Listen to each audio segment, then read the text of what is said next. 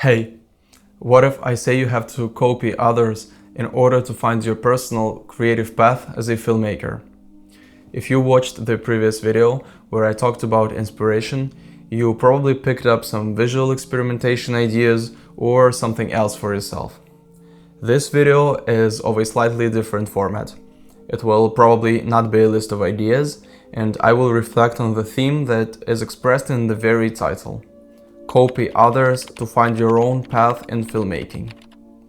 And if you are new to the channel, my name is Misha. I'm a filmmaker from Ukraine, based in Paris. Here I share my discoveries about cinematography and document my filmmaker's journey. I use the word filmmaking to mean the profession of someone who works with a camera, who may grow into a cinematographer, or may become a visual artist in a broader sense of the word. And the very first steps in cinematography are usually not even copying, but learning the tools, which first includes the basics of working with light. It's also about developing your eye and visual experience, like watching films and analyzing the image and its impact on the audience. At least that's where a lot of film schools start, and I think it's reasonable. Then the personal works come, the first steps.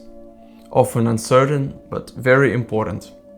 Sometimes it turns out the way you wanted, and sometimes you don't even want to rewatch it yourself. It's all part of the journey, and as I said in the previous video, it's much more meaningful to compare yourself with your old self rather than with others. It gives you more energy to move forward. Coping, for me personally, is associated with the beginning of the journey. Whether a creative journey in general or a journey of working on a specific project. I'll give an example from my studies in Kiev, but this is not to say that film school is the only or the most correct way, but only to show one of the possible options. In the second year, each cinematography student finds an interesting fragment from any literature work. Then, either by yourself or with a scriptwriter invited, you write your own script and shoot a black and white etude. Mine was based on Remarque's The Three Comrades, and I learned a huge number of new things.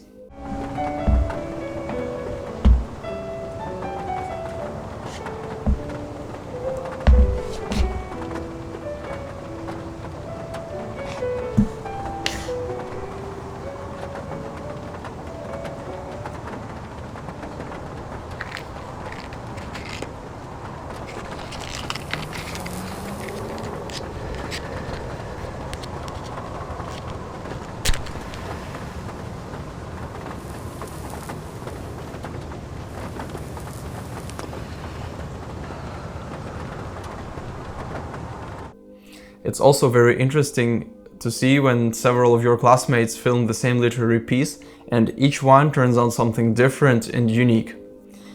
Even if you had to film from a completely identical script, you wouldn't get it the same as someone else. You have your own life experiences, your own tastes, your own vision of the important, of beautiful, of exciting, your own unique neural connections.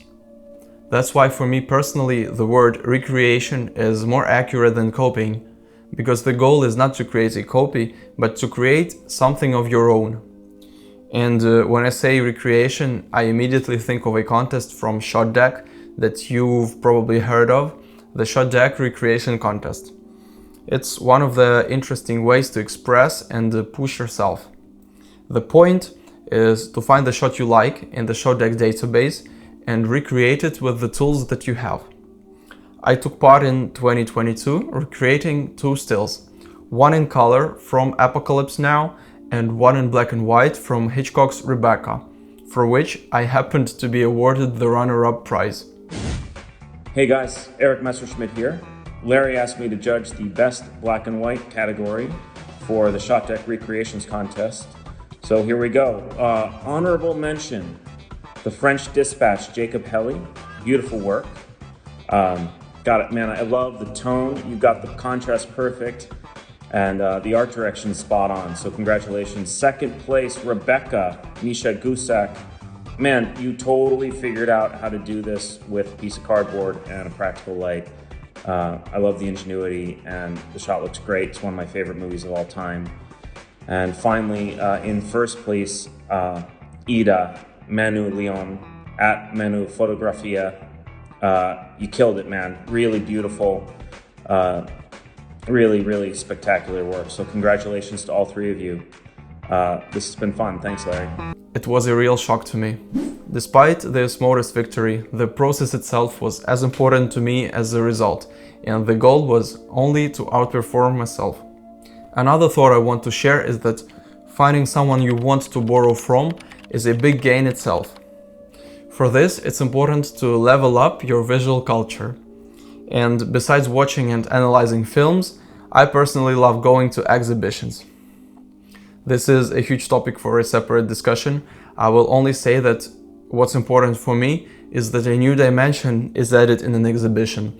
It's a space where the artworks are put, and it influences your perception as much as the works themselves. And sometimes the author of the works participates as well in the design of the space.